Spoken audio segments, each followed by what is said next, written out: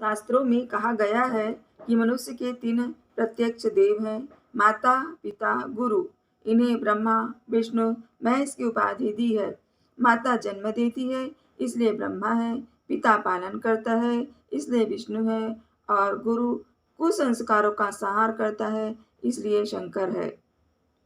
गुरु का स्थान माता पिता के समान ही है। बिना माता का, बिना पिता का, बिना गुरु का भी कोई मनुष्य हो सकता है। यह बात प्राचीन काल में अविश्वस्त समझी जाती थी, कारण कि भारतीय समाज में सुसंबद्ध विकास के लिए ऋषियों की यह अनिवार्य व्यवस्था थी कि प्रत्येक कार्य का गुरु होना चाहिए, जिससे वह महान पुरुष बन सके।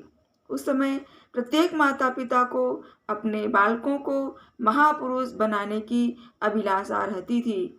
इसके लिए यह आवश्यकता रहती थी कि उनके बालक किसी सुविज्ञ आचार्य से शिक्षा प्राप्त करें।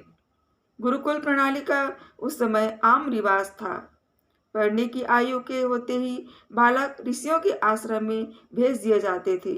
राजा महाराजाओं तक के बालक गुरुकुलों का कठोर जीवन बिताते जाते थे, ताकि वे कुशल नियंत्रण में रहकर सुसंस्कृत बन सके और आगे चलकर मनुष्य के महान गौरव की रक्षा करने वाले महापुरुष सिद्ध हो सके। मैं अमुक आचार्य का शिष्य हूँ, यह बात बड़े गौरव के साथ कही जाती थी।